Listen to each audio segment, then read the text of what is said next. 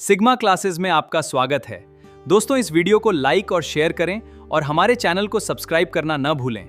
अपना समर्थन देने के लिए धन्यवाद। कहाँ रहेगा? सरफेस पे। चार्ज कहाँ रहेगा? बताया था, याद है? चार्ज कहाँ रहता है? कंडक्टर के सरफेस पे। लेकिन अगर क्या हो जाए नॉन कंडक्टर, वो भी सॉलिड, कैसा हो? नॉन कंडक्टर सॉलिड, तो चार्ज उसके पूरे वॉल्यूम में डिस्ट्रीब्यूटेड हो सकते हैं। जैसे वाटरमेलन के अंदर सीड्स नहीं डिस्ट्रीब्यूट रहते हैं हर जगह, वैसे ही समझ लो सीड्स क्या है? चार्ज, ठीक है।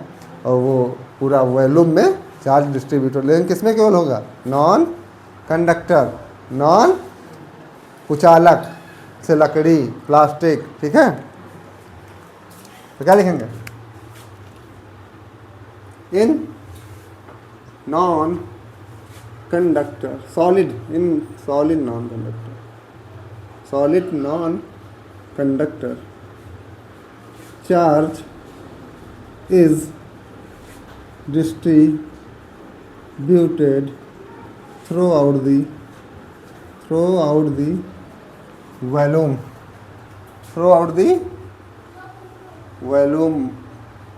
ठीक है, पूरे वॉल्यूम में डिस्ट्रीब्यूटेड रहेगा, ठीक है। देखो यहाँ इसे रो से लिखते हैं, rho equal to total charge divide by total volume Q by B. अगर स्मॉल है तो delta Q D Q by D V लिख सकते हैं, ठीक है। डी क्यू बाई, इसका यूनिट क्या होगा बताओ तुम लोग? रो का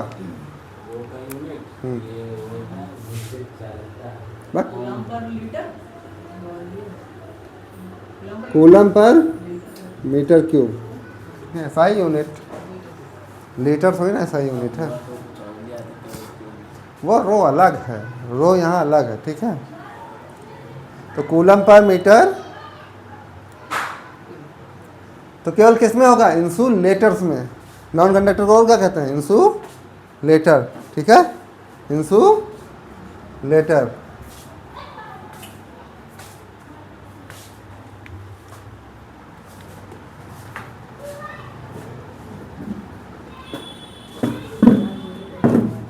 हाँ, स्फीयर का वॉल्यूम कितना होता है?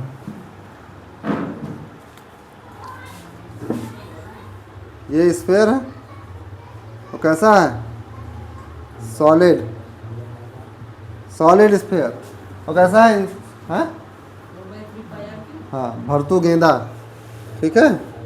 रेडियस आर, इसका वॉल्यूम क्या होता है? 4/3 पाई आर क्यूब, ठीक है, 4/3 पाई आर। ऐसे डायमीटर के लिखना हो तो डायमीटर कितना होता है? ये पूरा diameter equal to 2 R. R के यहाँ क्या लिख देंगे? D/2, ठीक है। तो अलग केस है ये, लेकिन कैसा है? Non conductor. अगर ये कंडक्टर हो जाता तो चार्ज कहाँ होता? सरफेस पे, ठीक है। अभी चार्ज कहाँ रहेगा? Through out the volume. और एक और लिख लो, सॉलिड सिलेंडर, सॉलिड, एक ऐसा सिलेंडर है, सॉलिड सिलेंडर, ठीक है। हाइट L या H, रेडियस R। अब इसका वॉल्यूम कैसे निकालेंगे? देखो, याद करने की ज़रूरत नहीं है, देखो रखने की ज़रूरत। वॉल्यूम सॉलिड है, ठीक है, पूरा सब सॉलिड, ठीक। एक सर्किल ही तो होगा। हाँ, वॉल्यूम क्या होता है? Area into length. वॉल्यूम यही होता है, एरिया इंटू, नीचे क्या है? सर्किल, तो सर्किल का एरिया लिख दो। यही सर्किल से इसी से बना होगा, ठीक है। तो एरिया को जोड़ते जाओगे, जोड़ते जाओगे, जोड़ते जाओगे, यहाँ तक जोड़ डालो। तो कितने हाइट तक जोड़ डालोगे? L हाइट तक, पाई आर स्क्वायर L। ये क्या हो गया? वॉल्यूम, ठीक है। याद करने की ज़रूरत, सर्किल का एरिया इंटू लेंथ, हाँ, ठीक है। और यही कोण होता तो कोण होता 1/3 टाइम्स, ठीक है। कोण वाला, हाँ वही हिंदी में शंकु। सिलेंडर को क्या कहते हैं हिंदी में? बेलन।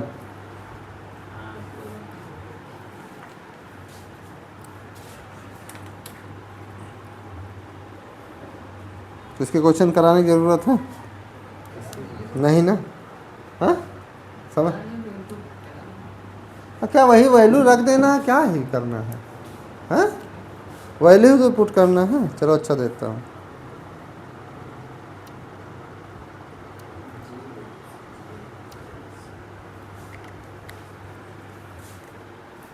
चलो तुम लोग का प्रेजेंस ऑफ माइंड देखता हूँ क्या है।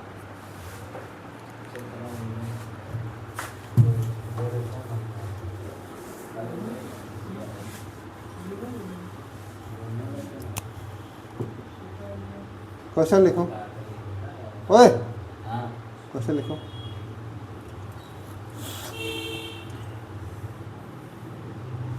A metallic sphere of radius 14 centimeter having total charge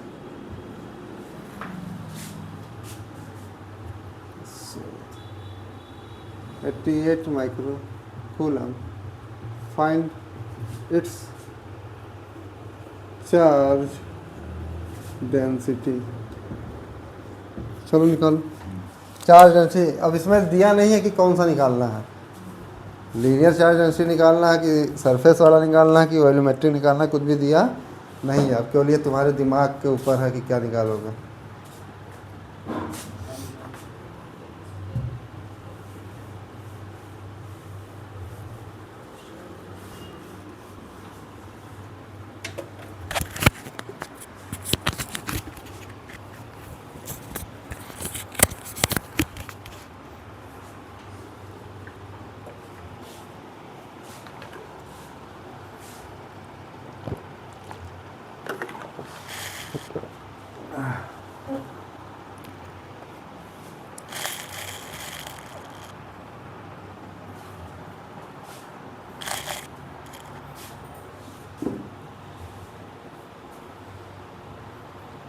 मतलब कौन सी चार्ज डेंसिटी निकालोगे हम? हाँ देखो सबसे पहले पढ़ो, स्फीयर है, मैं कुछ दिया नहीं है, सॉलिड हॉलो कुछ भी नहीं दिया ना, कुछ भी होगा पता नहीं। मेटल लिख दिया तो मेटल का मतलब क्या होता है? धातु। और मेटल कैसा होता है? कंडक्टर। सॉलिड नहीं, कंडक्टर। ये सोच रखना कि ये क्या है, कंडक्टर। कंडक्टर में चार्ज कहाँ होता है? सरफेस पे। तो कौन सा डेंसिटी निकलेगा? सरफेस वाला। समझ में आया? यही कहा था कि प्रेजेंस ऑफ माइंड तुम्हारा चेक करूँ, समझे? ये हमारा रेडियस हो गया 14 सेंटीमीटर। चार्ज कहाँ रहेगा? सरफेस पे, ठीक है।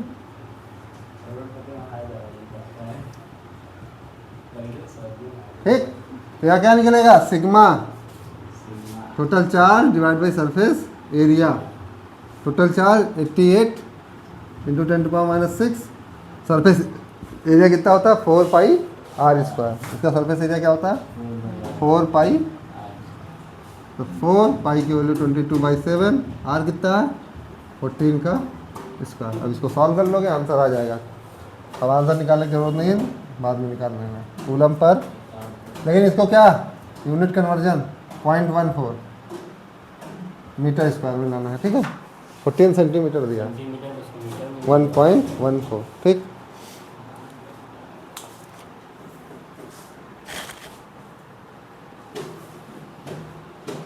तो कहीं भी मेटलिक शब्द दिया हुआ हो, कंडक्टर शब्द दिया हुआ हो, तो क्या निकालोगे?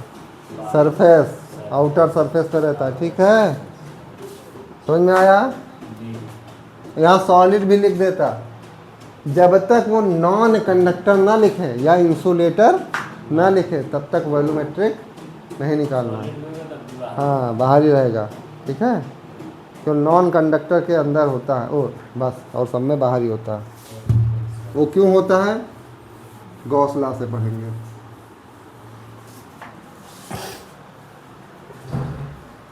अरे डालो एरिया वेक्टर, यानी क्या डालोगे, एरिया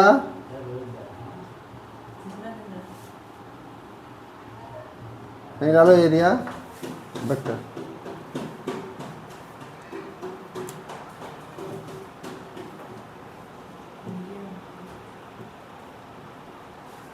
अब देखो हमारे पास, इधर देखो, ऐसे कोई सरफेस है, ठीक है, हमने एक स्मॉल दिए एरिया यहाँ पे काट लिया, स्मॉल, ठीक है, ये क्या है, डी ए। तो इसका जो एरिया वेक्टर का डायरेक्शन होगा कहाँ होगा, नॉर्मल टू द सरफेस, मतलब जैसे ये पूरा हमारा सरफेस एरिया है, तो देखो ये बोर्ड, तो इसका एरिया वेक्टर कहाँ होगा, इधर, ठीक है, नॉर्मल परपेंडी ऐसे, ठीक है। इसका एरिया, वाइट बोर्ड का एरिया वेक्टर क्या होगा, इसके परपेंडी, तो हमेशा एरिया वेक्टर क्या होगा, परपेंडी, तो यहाँ से कितना एंगल बनेगा, 90। बस इतना जानने की ज़रूरत है और कुछ भी जानने की ज़रूरत। तो एरिया वेक्टर हमेशा क्या होता है, normal to the surface, normal to the, तो क्या लिखेंगे, ऑलवेज नॉर्मल या परपेंडिकुलर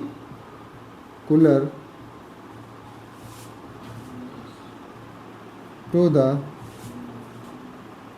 सरफेस, ठीक है, परपेंडिकुलर टू द सरफेस, इतना लिख लो।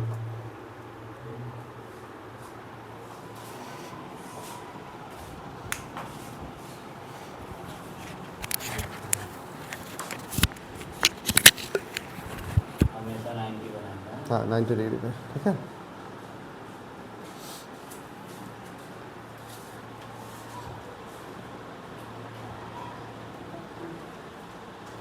अब यही डालो इलेक्ट्रिक फ्लक्स, इंपॉर्टेंट हो गया नोट। अब ये चलेगा 2-3 दिन मस्त, डेरिवेशन वोशन इसमें बड़ा है चैप्टर। इलेक्ट्रिक फ्लक्स रिप्रेजेंट करते हैं फाई से, किससे मालूम होगा ना, फाई, साई होता है एक, फाई होता है, काई होता है कप्पा, इलेक्ट्रोकेमिस्ट्री में। अब देखो इलेक्ट्रिक फ्लक्स होता क्या है, मान लो हमारे पास क्या है, ये कोई एरिया, ठीक है, ये कोई एरिया, इधर देखो चाचा, ये कोई एरिया है, ठीक है, कोई ऑब्जेक्ट, इसको हमने रख दिया इलेक्ट्रिक फील्ड में, इलेक्ट्रिक फील्ड में, ठीक है। और इलेक्ट्रिक फील्ड में क्या होगा, इलेक्ट्रिक फील्ड लाइंस होगा, क्या होगा, इलेक्ट्रिक फील्ड, मान लो ऐसे इलेक्ट्रिक फील्ड लाइन्स है, 1 2 3 4 5, ठीक है। हमें क्या निकालना है, इसका इलेक्ट्रिक फ्लक्स, इसके unit area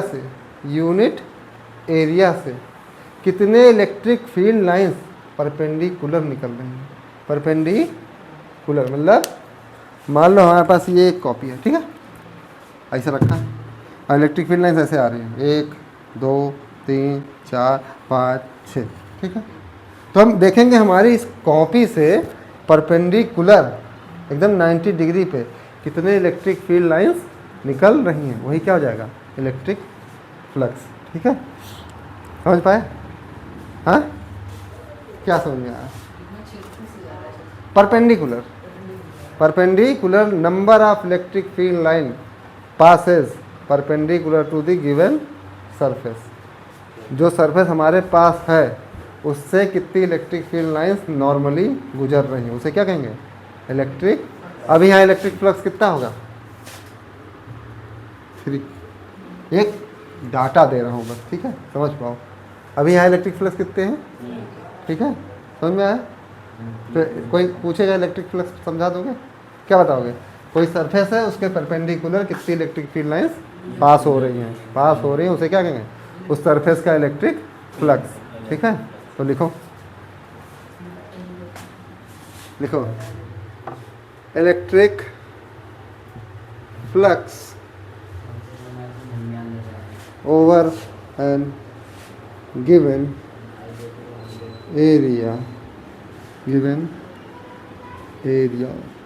in an electric field is the शांत रहो number of electric field lines passing perpendicular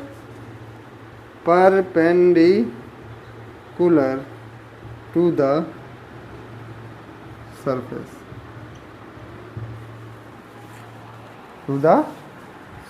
ठीक है।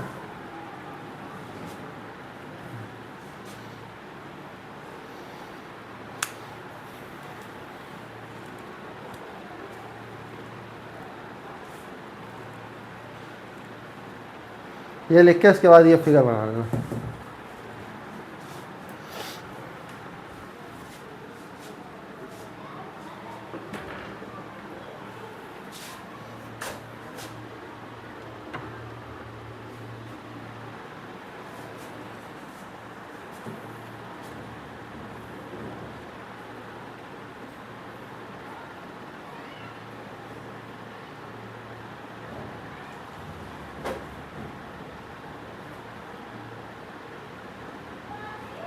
ये ऐसे रखा है, ठीक है। ऐसा इसका ऐसे एरिया वेक्टर, ठीक।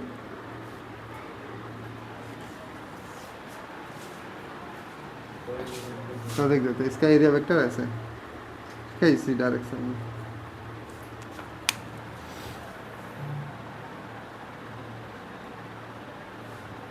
हो गया, रेज करूं।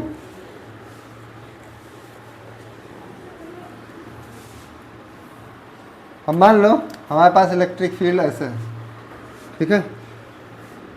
कैसा इलेक्ट्रिक फील्ड है? यूनिफॉर्म। कैसा है? यूनिफॉर्म इलेक्ट्रिक फील्ड, ठीक। यूनिफॉर्म इलेक्ट्रिक, इसमें हमारा कोई सरफेस रखा ऐसे, ठीक है। इसका सरफेस एरिया मान लो कितना है? DA, या किताब वाला डेल एस कर दूं? हाँ, ऐसे है डेल एस, ठीक है। ये DA ही लिखा है, ठीक है, कोई दिक्कत वाली बात नहीं है, डेल ए, ठीक, बुक के अनुसार, ठीक। इसका डायरेक्शन ऐसे है, ठीक है। इलेक्ट्रिक फील्ड का डायरेक्शन, दोनों के बीच का एंगल कितना बन रहा है? Theta, theta. तो हमें क्या करना है? नॉर्मली जो इलेक्ट्रिक फील्ड पास हो रही है उसे ही कैलकुलेट करेंगे। कैसे कैलकुलेट करेंगे?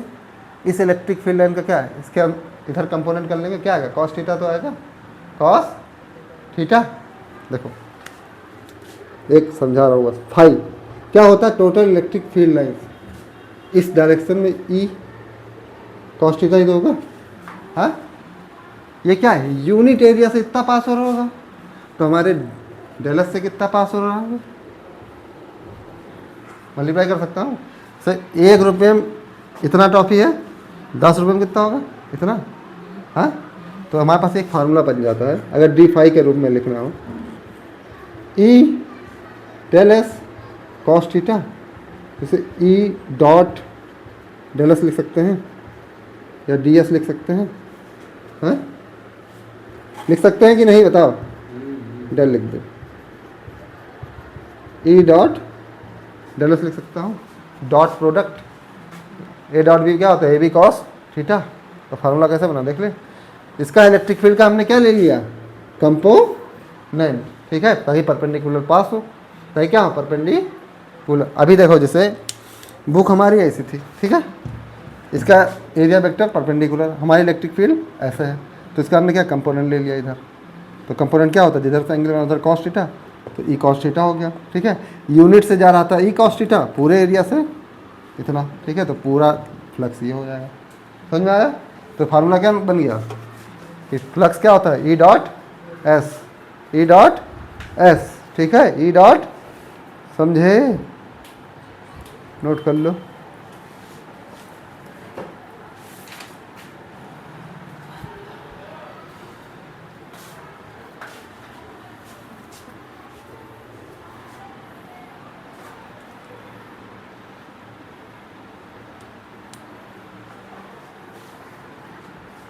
यहाँ ये लिख लेना, देखो ये ना लिखो। मान लो इसका एरिया हमें मालूम है, ठीक है, एरिया क्या है मालूम, डेल हटा दो, तो ई डॉट ए, ठीक है, ई डॉट ए क्या है, सरफेस एरिया, ठीक है, सरफेस, इसका हमें एरिया मालूम है, ठीक है, एरिया क्या है मालूम, गिवन है, लिख दूँ ए गिवन, ठीक। अगर नहीं दिया हो एरिया, निकालना हो, कोई टेढ़ा मेढ़ा सरफेस हो तो उसका अलग निकलेगा। तो ये फार्मूला समझ में आया, कैसे आया, थीटा क्या है, angle between E and A, electric field A की, और थीटा कैसे लोगे, क्लॉक, ठीक है, फिर वही हिसाब है, क्लॉक एंटी क्लॉक वाइज नहीं लेना, ठीक है, समझ में आया, नोट कर लो, है।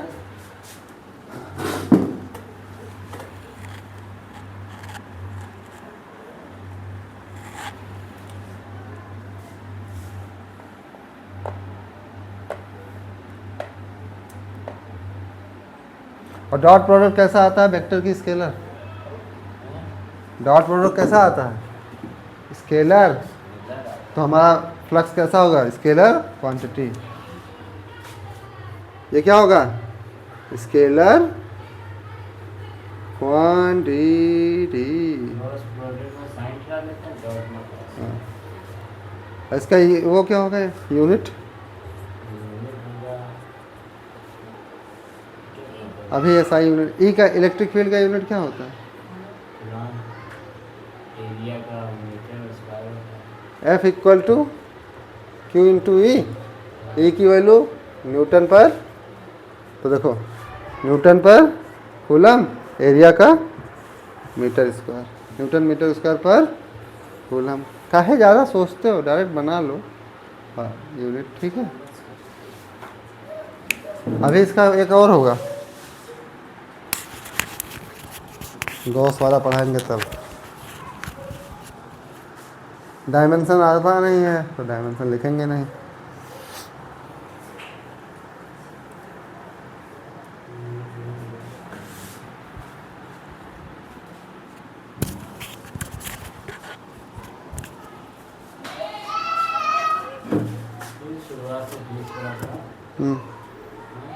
हाँ जब स्टार्ट किए थे, स्टार्ट तो क्लास 9th की मैथ पढ़ाना चालू किया,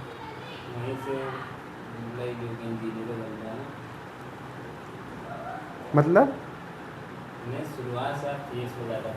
नहीं,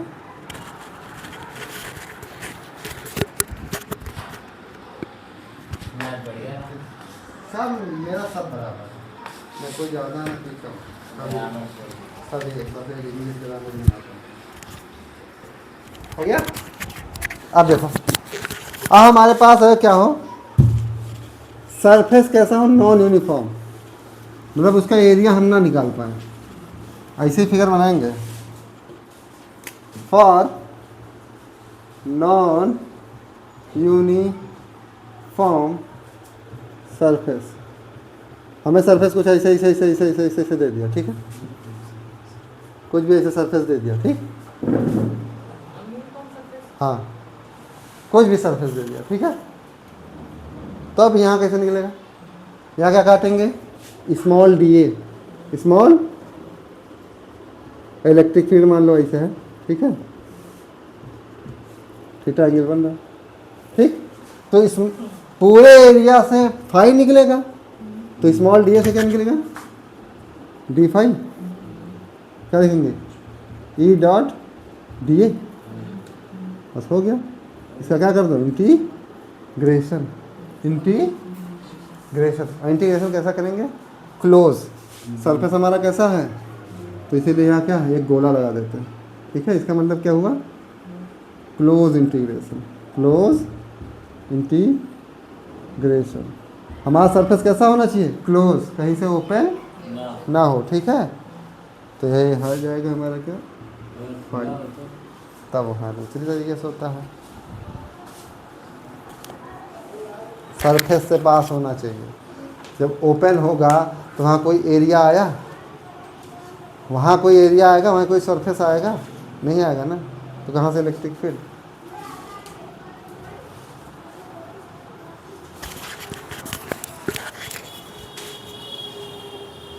सरफेस कैसा होना चाहिए, क्लोज सरफेस, क्लोज सरफेस।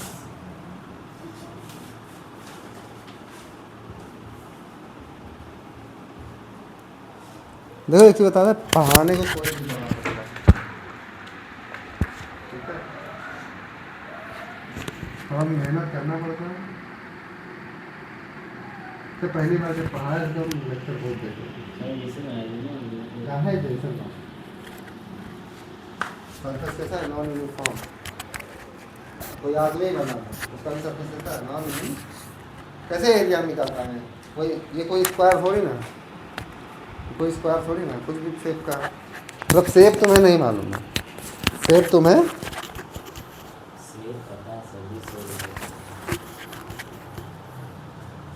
सेब 300 रुपये किलो है।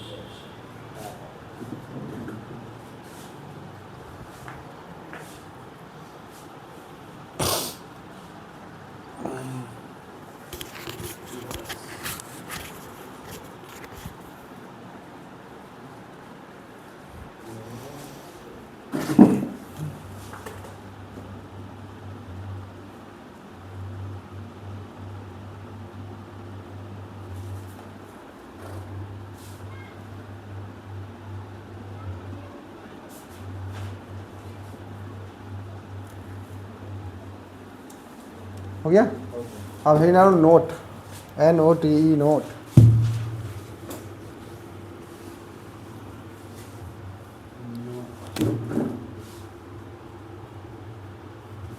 मान लो हमारे पास ये क्या है, स्फीयर, ठीक है, एक यहाँ पे जो एरिया होगा इधर होगा, यहाँ पे जो होगा इधर होगा, यहाँ पे जो होगा एरिया इधर होगा। 3D में बनाएगा, ये लो, ये इधर होगा। हाँ, मान लो इलेक्ट्रिक फील्ड लाइंस हमारी ऐसे है, ऐसे जा रही है, ठीक है, ये क्या है, इलेक्ट्रिक फील्ड यूनिफॉर्म, ठीक है। अब देखो जो अंदर घुस रही होंगी, मान लो यहाँ पे E ऐसे है, ठीक है, E और DA के बीच में क्या एंगल बन रहा है, DA इधर है, ओ सॉरी, DA इधर है, E इधर है, इस पॉइंट पे, इस पॉइंट पे देखो, इधर ही DA है और इधर ही, यहाँ एंगल 180, यहाँ एंगल 0। cos 180 की वैल्यू क्या होती है, माइनस cos 0 की वैल्यू 1। तो जो इलेक्ट्रिक फील्ड लाइंस बाहर की तरफ निकलेंगी उसे क्या कहें, इलेक्ट्रिक फील्ड लाइंस मानो, चाहे इलेक्ट्रिक फ्लक्स, चाहे इलेक्ट्रिक फ्लक्स को, चाहे इलेक्ट्रिक फील्ड जो बाहर निकलेंगे उसे क्या लेंगे, पॉजिटिव, क्या लेंगे। और जो इलेक्ट्रिक फील्ड लाइंस अंदर की तरफ जा रही है उसे निगेटिव। तो अभी आगे पढ़ेंगे कि नेट इलेक्ट्रिक फ्लक्स इनसाइड क्या होता है, 0, प्रूविंग में आ जाएगा, ठीक है। पॉजिटिव निगेटिव, नेट अंदर 0, तो क्या लिखेंगे, फ्लक्स आउटसाइड दिस सरफेस, क्या लेंगे, पॉजिटिव, और फ्लक्स इनसाइड आ रही है जो, क्या लेंगे, और स्फीयर के अंदर नेट फ्लक्स क्या होगा, 0, ठीक है।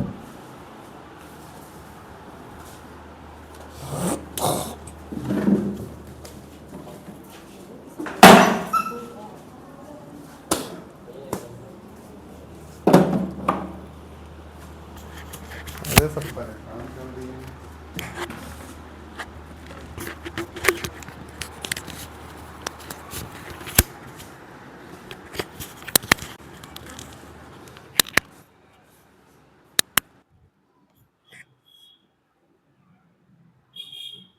समझ जाओगे। देखो देखो देखो देखो इधर, ये x, ये y, ये ठीक है, 3D में समझो, ये i कैप, ये ठीक है। तो वाई जेड प्लेन हमारा ये प्लेन हुआ, ठीक है। ये प्लेन कौन सा है, वाई। इलेक्ट्रिक फील्ड लाइंस क्या है, इसके परपेंडिकुलर। अब ऐसे नहीं समझ में आ रहा, हम जान रहे हैं। देखो ऐसे कुछ है, ठीक है। ये ऐसे, ये हमारा एक्स और वाई प्लेन, एक्स और ये है वाई, और ये नीचे वाला कौन सा था, जेड और एक्स, जेड एक्स प्लेन, ठीक है। ये हमारा एक्स वाई प्लेन हो गया, ये वाई जेड प्लेन हो गया, और ये नीचे ऐसे आ जाए तो जेड एक्स प्लेन हो गया, ठीक है। अब इलेक्ट्रिक फील्ड लाइंस किधर है, एक्स डायरेक्शन में, किधर है, मतलब ऐसे ऐसे ऐसे ऐसे। और जो स्क्वायर मैंने लिया है, स्क्वायर, उसको क्या रख दिया, इसी वाई जेड प्लेन पे, वाई जेड, ये स्क्वायर है, स्क्वायर को मैंने वाई जेड प्लेन पे ऐसे, दोनों के बीच का एंगल देखो, वाई जेड प्लेन का एरिया इधर ही है, और हमारा इलेक्ट्रिक फील्ड भी इधर ही है, दोनों के बीच का एंगल क्या बना, 0। दोनों के बीच का एंगल क्या बना, मान लो हमारा कौन सा है, ये हमारा स्क्वायर है जो हमने रख दिया, इलेक्ट्रिक फील्ड लाइन्स ऐसे ही है, ठीक है। हमारा एरिया वेक्टर भी इधर ही होगा, ठीक है, एरिया वेक्टर भी इधर ही होगा। तो फाई क्या होता है, ई डॉट ए, ई क्या है 3 इंटू 10⁻³ कैप 3i डॉट। अब इसका एरिया वेक्टर कैसे लिखेंगे, देखो ये स्क्वायर है, स्क्वायर का साइड कितना दिया है 10 सेंटीमीटर, 10 सेंटी, उसको क्या कर ले 0.1 मीटर, हाँ। तो एरिया का, स्क्वायर का एरिया क्या होता है, ए स्क्वायर, 0.1 का 0.01 मीटर स्क्वायर। अच्छा, इसको वेक्टर में लिखना हो ऐसे लिख दें, मैग्नीट्यूड इंटू उसका यूनिट वेक्टर, यूनिट किस डायरेक्शन में है, एक्स डायरेक्शन में है, यूनिट वेक्टर किधर आएगा, तो आई क्या लिख सकते हैं, तो 0.01 आई डॉट 0.01 आई, इसको इससे मल्टीप्लाई कर दो 0.03 10⁻³ आई डॉट आई क्या होता है 1, आई डॉट आई, तो ये आ गया न्यूटन मीटर स्क्वायर पर कूलम। ये हमारा फ्लक्स आ गया, ठीक है। कुछ था तब, इसीलिए तो कह रहा हूँ फिगर समझो। अब अगले बी पार्ट में क्या कह रहा है कि अब ये क्या कर रहा है, एक्स एक्सिस से 60 डिग्री का एंगल बना रहा है। अब ऐसे रख दिया, तो थीटा की वैल्यू क्या रख देना, प्लेन, इसे कहते हैं प्लेन सरफेस, ठीक है। अब ऐसे भी अगर नहीं समझ में आ रहा है, हाँ, तो सेकंड पार्ट करो।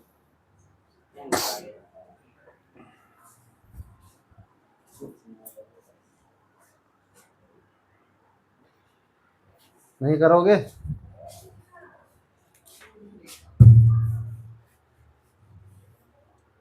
अब देखो मेरा प्लेन ऐसा है कुछ, ये जो स्क्वायर है ऐसे है, स्क्वायर कुछ ऐसे है, ठीक है। ये हमारा एक्स एक्सिस है, ये हमारा वाई एक्सिस है, ठीक है।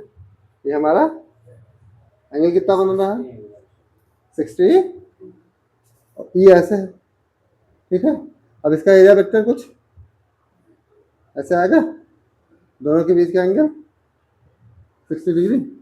तो टोटल फ्लक्स क्या होता है, ई डॉट ई ए कॉस थीटा, ई की वैल्यू 3 इंटू 10⁻³ ए की वैल्यू 0.0 कॉस 60, मल्टीप्लाई कर दो 0.03 10⁻³ कॉस 60 की वैल्यू 1/2, ये कितना है 0.015 इंटू 10⁻³ मल्टीप्लाई कर दो तो कितना आ जाएगा 15 न्यूटन मीटर स्क्वायर पर 1 2 3 3 से खत्म। कुछ है कुछ नहीं है ना? क्यों नहीं हो रहा है? चक्कर आ रहा है?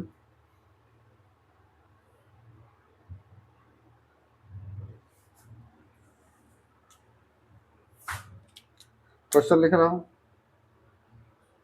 The electric field in a certain region of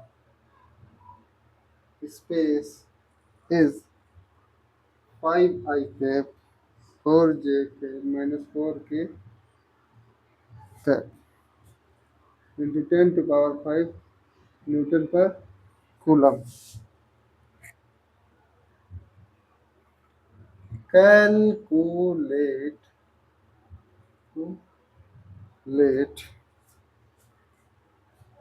electric flux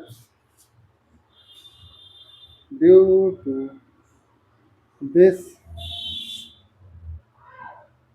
field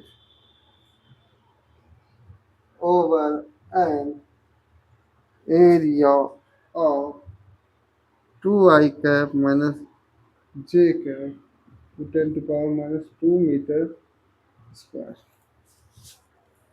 next question हमारा रेज करो।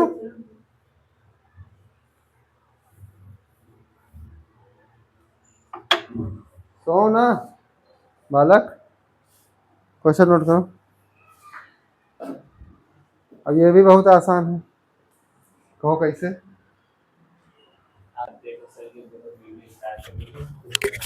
देखो फिर डॉट प्रोडक्ट पढ़ लो।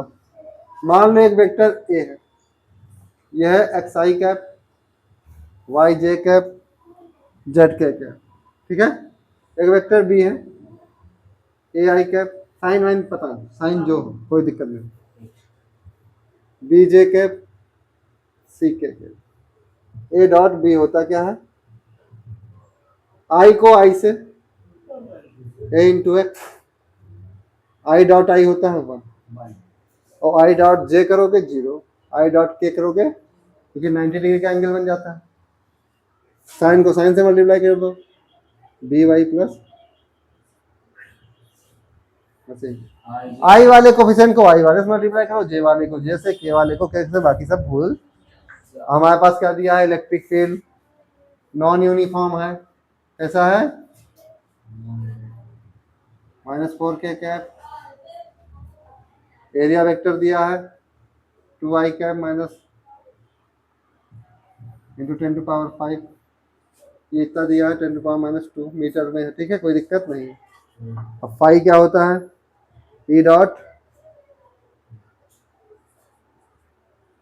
ई है 5I 4J minus 4K cap 10 to power 5, area vector है 2I cap minus J cap 10 to power minus, I को y से 5 to जा, प्लस को माइनस से माइनस 4 बन जा, जे तो खत्म हो जाएगा, के है ही नहीं तो 0 समझो। 10 to power 5 10 to power minus 2 कितना हो जाएगा? 10 टू पावर 3, क्या आ जाएगा? 6 into 10 to power 3 newton metre square पर। क्या था क्वेश्चन में? क्यों नहीं हुआ? क्योंकि क्वेश्चन देखते ही पहले क्या हुआ तुम लोगों का? हाँ तुम्हारा हो गया था, बाकी ये 2 बहादुर